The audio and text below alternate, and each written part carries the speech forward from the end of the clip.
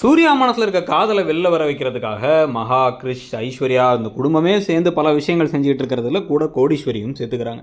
இன்னைக்கு எபிசோட்லலாம் இந்த வீட்டுக்கு கிளம்பி வந்தோடனே நமக்கு ராஜ மரியாதை கிடைக்கும் அப்படின்னு நினச்சிட்டே இவர் வர, ஆனால் சூர்யாவை கண்டுக்காமல் குடுன்னு ஓடி கிரிஷை பார்த்து கட்டி பிடிச்சிக்கிறாங்க கோடீஸ்வரி. ஏன் அப்படின்னு பார்த்தா அவங்களுக்கும் இந்த பிளான் தெரிஞ்சிருக்கு. ஸோ அது மட்டும் இல்லாமல் கிரிஷ் ரொம்ப நல்ல விதமாக நடந்துக்கிறது, எல்லாத்துக்கும் அவங்களுக்கு பிடிச்ச விஷயத்தை கொடுக்கறதெல்லாம் பார்க்கும்பொழுது நம்ம உண்மையிலேயே அது கொஞ்சம் குறைகள் தான் நமக்கு இருக்கோ அப்படின்னு சூர்யா யோசிக்கவும் செய்கிறார்.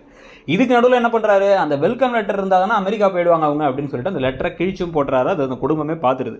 ஆனால் அதை பற்றி உங்களுக்கு கவலை இல்லையான்னு கேட்டால் தனியாக இருக்கிறது எனக்கு பிடிக்கும்னு சொல்லிட்டு சமாளிக்கிறாரு.